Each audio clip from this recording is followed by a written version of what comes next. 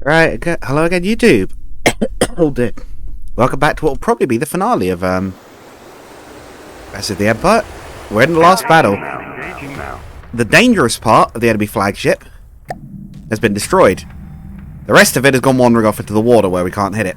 It's a bit of a nuisance. A lot of our tanks have also gone wandering off into the water, but a lot of them are still on the land. Although missile launchers and it doesn't really matter so much. But yes, with that stuck in the water and us, I was unable to really do much about it. Jesus Christ, that thing's loud.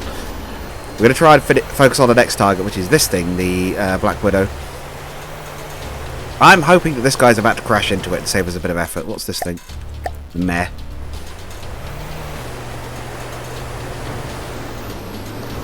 Hilda's still going, crikey.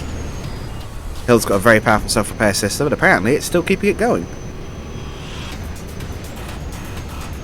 Oh, I see it's jumping over it.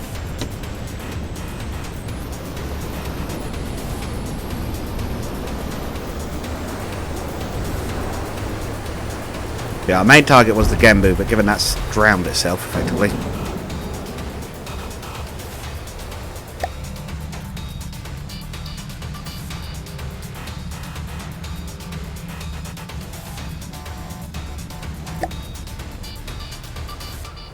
Take what we can get.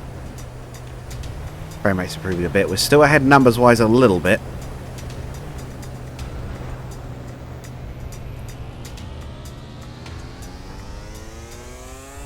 Which is not bad because we were behind. We've actually punched above our weight for one of the first times in the entire goddamn campaign. In the last battle of all things. Hey, good hits. Good hits to the torso. I hear lasers, but I have absolutely no idea what's firing them. Oh, it's that thing trying to laser into our downed Angie. I'm hoping this thing is about to smash its feet on landing. I think it is about to. Ah, it's got rubber. It's alright. Annoying that Twig got herself firing off each other. I know the feeling, but we do it, but it's a nuisance to deal with.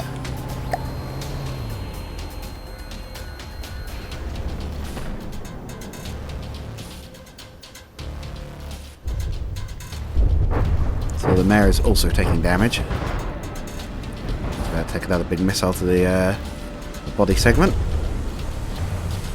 Maybe not.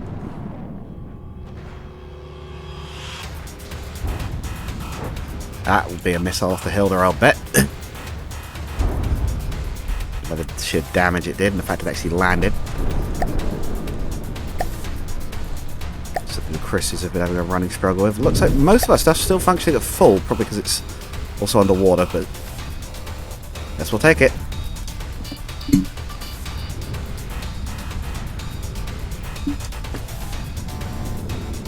The terrain has both been our ally and our enemy here.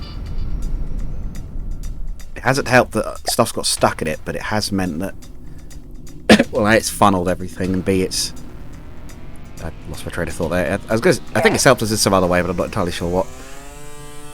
We should probably try and manually try and order some of these guys back to shore, right? You have control. On my way. Listening. Angie. Yes. You have control. On my way. Anyone who can still make it back to shore probably should try. Yes. You have control. On my way. Yes. You have control. On my way. Yes. You have control. On my way. Yes. You have control. On my way. Yes. You have control. On my way. Yes. There's a lot of ships to order back to shore as well. Yes. You have control. On my way. Most of these are probably still functioning reasonably okay from the water, but they're not really meant to be in it.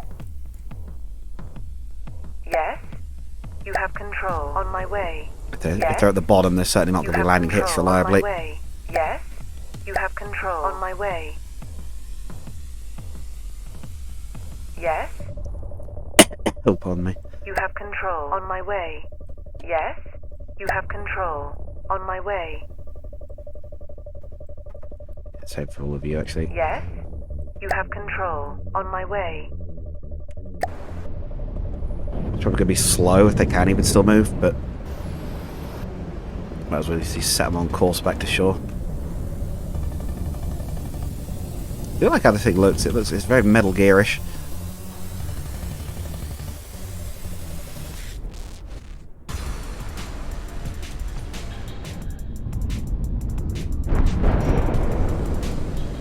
Take the leg.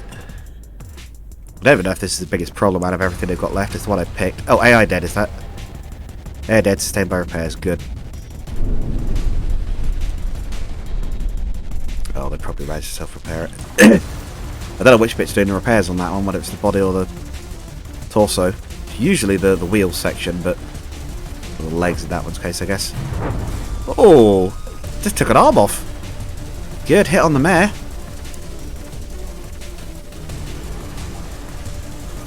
Struggles to self-repair it. How we did? Still ahead by about 2k.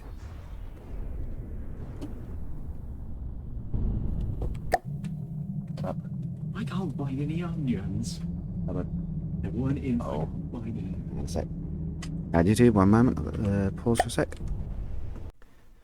And we're back. Sorry about that. There's a brief issue of an onion shortage and a chili, but... Oh. Oh! I don't know what happened there. I guess, Oh, I wonder if, because it was below 80% health, right, and it's marked as a land vehicle. It was on about 80% health. I wonder if the base of the vehicle had maybe gotten hit while it was underwater and drowned, effectively. But I guess it done. That was so anticlimactic. If I hadn't paused for like what?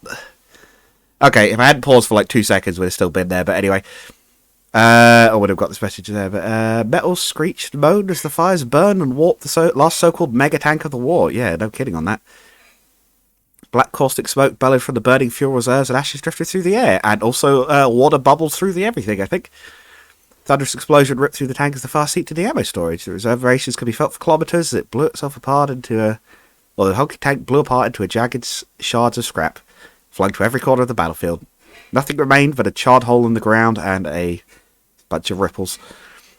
Throughout Nita, another reverberation could be felt. This one less tangible. Your story of conquest has been spread through the nations. The old empires have formed nothing but ash. Now there is a new leader, one who is feared by some as the bringer of destruction, the killer of free trade, and technological development. To others, oh, I see, yeah.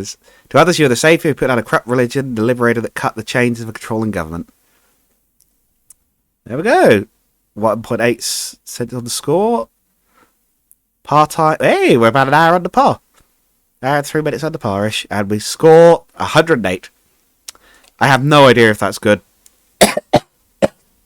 Oh, God, pardon me. But yes. I guess we're done with Ashes of the Empire. Yeah, that battle will play itself out. I'm not gonna worry about that. It was a lag fest. I think we probably actually would have won that. I think we're doing all right, actually. But there we go. God, what do I think about that campaign then? I guess I have to wrap up my thoughts on that like I did with the Nita one. It's weird. So, I like some aspects of it. I like the designs, as usual. Faction designs, everything, all on point. I love the theming. I love some of the cool ideas that come over. Look at this thing. Little World War I thing. It's getting blown to pieces, but... I think it's funny that the Dustwind Gypsies are still in there a little bit. They've clearly tried to change the name, but also not done it properly because they've missed a reference or two. The volume limit's kind of jank. I won't lie. It kind of doesn't work, right? Because the idea is for balance, right? So you can't build mega tanks and things because, as you can clearly see in those fights, they're not balanced the same way. From the next vehicles do not scale linearly in terms of power against size. There's definitely a point where building a bit bigger and just having more space for everything will get you a significantly more powerful vehicle for the extra mass added. You saw the Hilda, right? Like, the Hilda was also using a lot of self-repair, but the Hilda was like a vehicle the size of some of their bigger ones, and it was withstanding crazy punishment. I didn't even realise they were capable of that because it had so many problems with them early on. You know, it's like half of it left and the missile pods are still firing on one of them. Yes, the volume limit's kind of janky. I don't know how to feel about that. The terrain, perfect example here. It's happening again. The terrain is a pain in the backside. It's made of explodium. Like, if you touch it, you'll die. If you don't touch it with something like rubber. But also, the game's really bad at stuff just clipping through it. Setting altitude and things, if you don't load it in. A lot of little nitpicks like that. And again, these are some of the feelings I have are just with From the Depths campaign in general. I'll try and do that video on it at some point, but I do think it's good. I don't think it's a badly made campaign. I think for a land campaign, that's pretty good. And I'm glad they give you the option to turn the volume a little bit off. Probably would have. It did force me to do some good problem solving on some things, like the very last tanks, the Rosalie and the Vivian 2, although I don't know that we really needed them. I have no idea how much more damage they were doing. I think I almost want to say the campaign doesn't incentivize guns necessarily. I mean, it might just be because I didn't make that much use of them, right? I'm not the most amazing at them, but I almost think missiles are maybe better in this mode because they're way harder to counter. I don't know for sure. We had problems with ours, but that's because they had bad guidance and things, like on the early Chris ones. Like, I don't know. And the armor... What the heck was that? The armor layouts are... I think they're a bit questionable, not because they don't work, like the Steel Striders ones especially, but because you look on the inside of it and you're like... If you're a new guy, if you're a new player, right, and you're trying to learn from the campaign designs, which is perfectly acceptable, you know, gotta learn somehow. You look inside those crafts, you're just going to be like, what is this? You'll have no idea what you're looking at. Because they're these mangled messes of like slopes and blocks and things that do seem to block shots very effectively. But they don't feel like... they're a tank.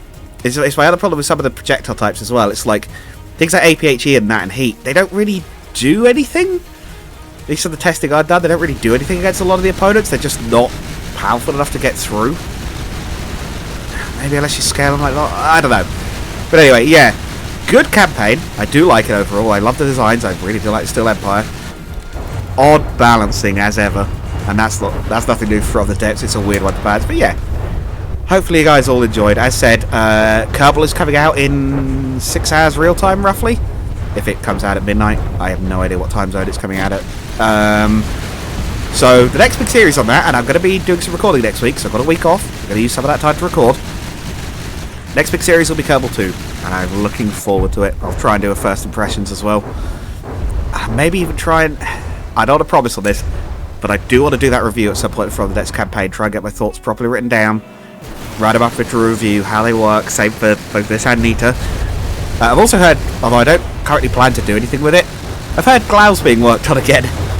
If you guys remember from my original review way back, I mentioned the Glau was a weird one because I wasn't even sure if it was still being worked on. I have heard in the latest patch notes it is being worked on again, so who knows? Maybe at some point we'll do Glau. I have no idea what the deal with Glau is. I think it had a, I think it was like a volume limit on it.